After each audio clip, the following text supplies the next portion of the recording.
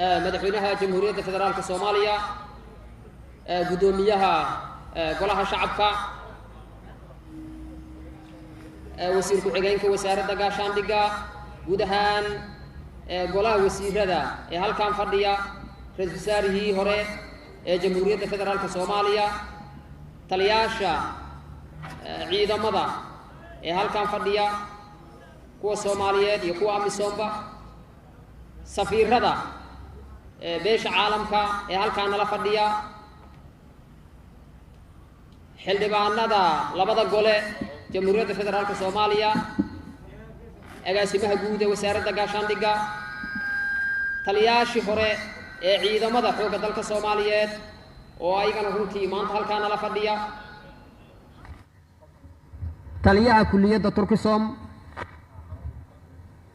ضمان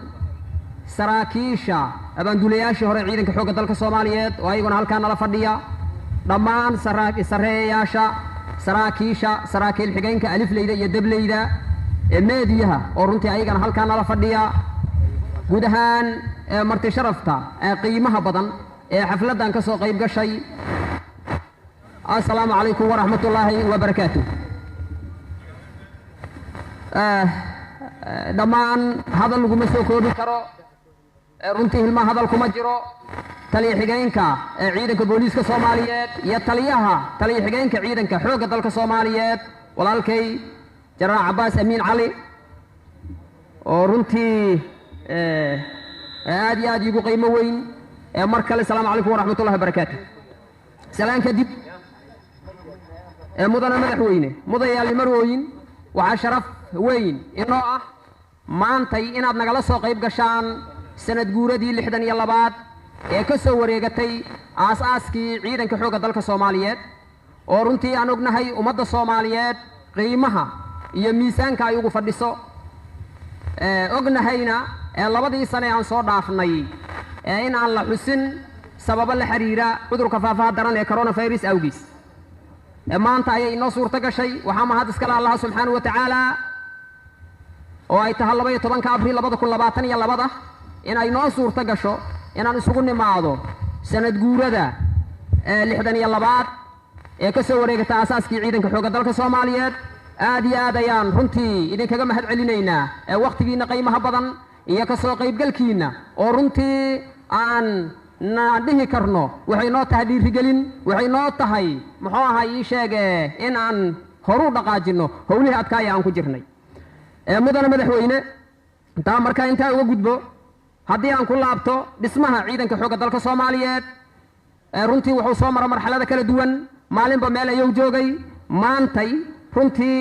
meel ayuu sii gaaray waxaan rajaynaa insha Allah taala iyadana inaan ka sii wadi doono sarana u sii qaadi doono waxaan xooga saarnay si ciidanka xoogga dalka Soomaaliyeed ay u noqdaan kuwa xirfadlayaal fahmi kara waajibka iyo mas'uuliyadda hor yaalla gudana kara si habsami leh u guda kara dhammaan hawlaha ay ugu xil saaran yihiin qarankooda ee tababarka noocyadiisa kala duwan ee lagu tayeynayo heerarka kala duwan ciidanka xoogga dalka Soomaaliyeed sidaasoo kale ayadana waxaan xooga saarnay qaadashada aqoon-yahano ka soo qalin jabiya jaamacadaha dalka oo isugu jira muxuu ahaa ii sheegay heer jaamacadeed iyo heer dugsi sare oo aan u kala dirnay kulliyadaha kala duwan ee wadamada aan saaxiibadan nahay kuwaas oo runtii kuwa badan oo kamid ah oo wadankooda dib ugu soo laabtay waxbarashadooda si guul ah ku soo dhameystay ay wax weyn ka bedeleen howlaha ciidanka xoogga dalka Soomaaliyeed kuwa badan oo kale oo wali ku maqanna aan aaminsanahay inay si guul ah ku soo dhamaysan doonaan kana sii dhaqaaji doonaan meesha ay maanta joogaan ciidanka xoogga dalka Soomaaliyeed sidaasoo kale mudan madaxweyne waxaan aydan runtii muddooyinka ugu dambeeyay xooga saarnay xirfadaynta iyo sara u qaadida aqoonta saraakiisha saraakiil xigeenka alifleyda iyo dableyda ciidanka xoogga dalka Soomaaliyeed oo heerarka kala duwan loo tababarayo waxaan sidaasoo kale aydan madaxweyne runtii aan xooga saarnay muddooyinkii ugu dambeeyay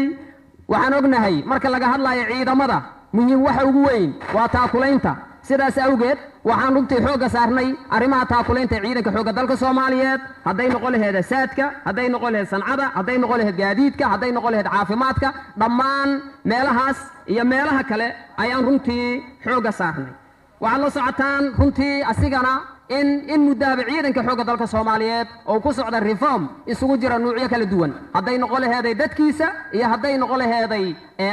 hantidiisa intaba oo ayagana runtii aan dhihi karno waxaa laga gaaray guulaad waaweyn oo runtii aan halkan lagu soo koobi karin waxaad ogtihiin dhammaan xubin kasta ee ciidanka xoogga dalka Soomaaliyeed ka mid ah waxay martay personnel reform oo dhammaystiran asigoo u daadegay ilaa heer maamul taasna runtii waxaan aaminsanahay in ay aheedo hawl aad iyo aad weyn ay aheedo waddo dheer oo runtii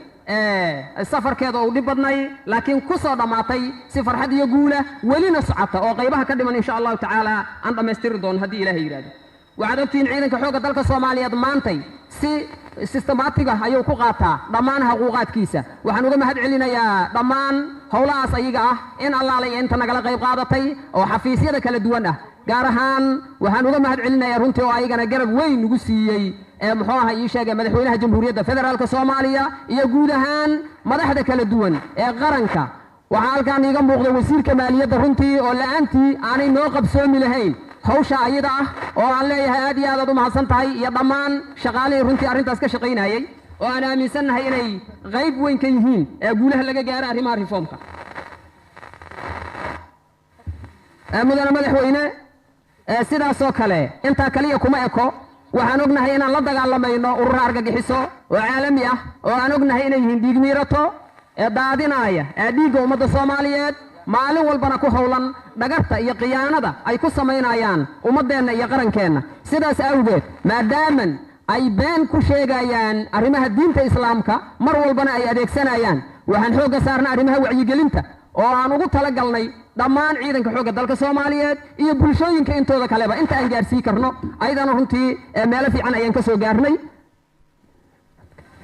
oo ayagana runtii aan dhihi karo dhammaan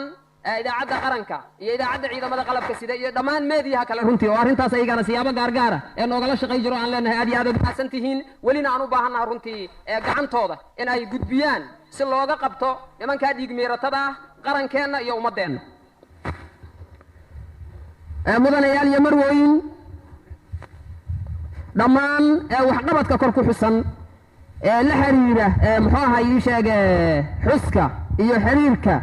guulaha uu gaaray ciidanka xoogga dalka Soomaaliyeed sidaasoo kale ayadana waxaa barbar socday oo aad ogtihiinba la dagaalanka ururada argagixisada oo runtii in muddo ah aan kula jirnay argagixisada dagaal laguna qaaday howlgallo aad u xoogganaa oo meelo badan looga xureeyey meelo badan oo xarumo badan ay kula hayeen lagu burburiyey aan rajaynaynana insha allahu tacaala inaan xoojinno siina dardargelinno si aanu dabargoyno oo uga saarno ummadeenna si hooyooyinka Soomaaliyeed carruurta Soomaaliyeed aabbayaasha Soomaaliyeed iyo guud ahaan ummadeennuba ay ugu noolaadaan sharaf barwaaqo iyo nabad waxaan rabaa runtii ayagana inaan halkan ka xuso saaxiibada beesha caalamka oo runtii aan dhihi karno xaqiiqatanka ayagana waxay ka geysteen muxuu ahaa ii sheegay dib u dhiska hay-adaha amniga gaar ahaan ciidanka xoogga dalka Soomaaliyeed gacan aad iyo aad muhiim u ah oo runtii aan dareemi karno kaalinta ay ku lahaayeen howlihii aan soo marnay laakiin taana aysan ahayn oo aanay ka turjumayn dhammaystirka waxyaabihii u baahnay ciidanka xoogga dalka Soomaaliyeed waxaan ognahay waddanka Turkiga saaxiibadeenna halkan maanta nala fadhiya oo runtii ciidanka xoogga dalka Soomaaliyeed qaybo kala duwan oo aad iyo aad muhiim u ah saraakiil xigeyn leh alifley iyo dabley leh siyaabo kala duwan tababaro u soo siiyey haddana qalabeeyey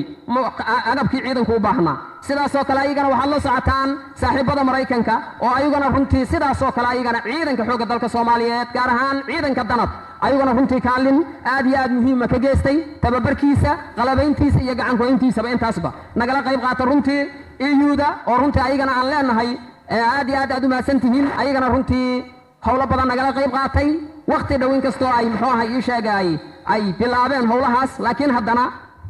howlahoodu meel aad u fiican ay noo marayaan waxay qalabaynteedii completely ay dhammeeyeen 4 urur oo ka tirsan ciidanka xoogga dalka Soomaaliyeed 4 kalena hadda ay bilaabi doonaan mashaariic badan oo kale oo ay ka mid yihiin dhismaha qaybaha ciidanka xoogga dalka Soomaaliyeedna ayagana way wadaan sidaasoo kale ayagana waxaan rabaa ayagana inoo mahad celiyo UK oo sidaasoo kale ayagana runtii ayaguna ciidanka xoogga dalka Soomaaliyeed gaar ahaan qaybta 6aad ka geystay taageero isugu jirta tababar iyo qalab intaaba isugu jirta iyo sidaasoo kale hay-ado kale ayagana oo si toosa iyo si dadbanba noogala qayb qaata dib u dhiska ciidanka sidii unsom unsos unmas iyo guud ahaan hay-adaha kale saaxiibadeenna waxaan rabaa ayagana inaan halkaan aan uga mahad celiyo saaxiibadeenna amisom oo runtii aan dhihi karno qofka bini'aadmiga waxa uu bixiyo waxa ugu qaalisan dhiigga waxay noo bixiyeen dhiiggooda waxaan ognahay wiilal iyo gabdha ayaa halkaan uga dhintay oo iyagoo doonaya nabadda iyo horumarka Soomaaliya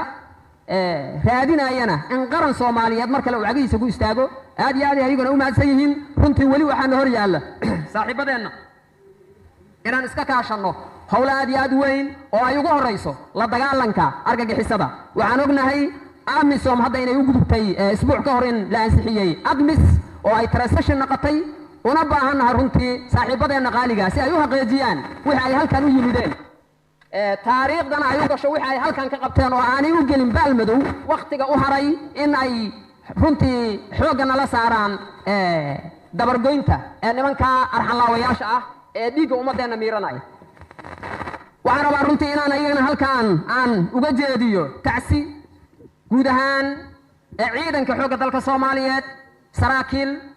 xigayn alifley iyo dabley intii ku geeriyootay inta ay la dagaalamayeen ururada argagixisada ah ee arxanlaawayaasha dhiig miiratada ah inta ay ka dulqaadayeen ummadooda iyo bulshadooda saaxiibadii nooga geeriyooda waxaan leenahay ilaahay ha idiin naxariisto insha allahu tacaala waxaan xaqiijin doonaa hadafkii aad u dhimateen ayaan xaqiijin doonaa kana mir dhali doonaa ilaahay hadduu ogolaado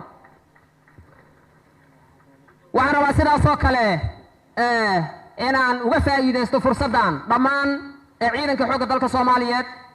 inaan halkan uga diro hambalyo ku aadan munaasabadda ciidda ee 12 Abriil sanad guuradii 62 ka soo wareegtay asaaskii ciidanka xoogga dalka Soomaaliyeed dhammaan sareeyaasha saraakiisha alifleyda iyo dableyda xaasaskooda iyo caruurtooda waxaan leeyahay farxad wanaagsan runtii waxaan rajaynayaa munaasabadeeda kale in ay aan ku gaari doono guul iyo horumar annagoo maanta meesha aan taagannahay runtii tilaabo aad wanaagsan ka tilaabsanay oo dhinac walba ah waxaan rabaa waa dareemi kartaan runtii qabanqaabada iyo inta aan ku jirnay munaasabadan diyaar garowgeera gaar ahaan maalmihii la soo dhaafay maadaama ay munaasabadan meesha ay ka dhacaysa ay tahay caasimadii bulsho badan ay ku nool yihiin anigoo u marsiinaya gobernatooraha gobolka haddii xoogay cariiri badan iyo wadooyin badan oo xirxiran ay nagala kulmeen bulshadu inay noo dulqaataan maanta ayaa halkaan noogu soo gabagabowday intaad aragteenna dabcan waxay ahaaday amniga iyo tacadirkiisa aad iyo aad ayay ayaguna runtii u mahadsan yihiin sida dulqaadka leh ee ay muxuu ahaa ii sheegeen noogu samreen aad iyo aad u mahadsantihiin salaamu calaykum waraxmatullahi wabarakaatu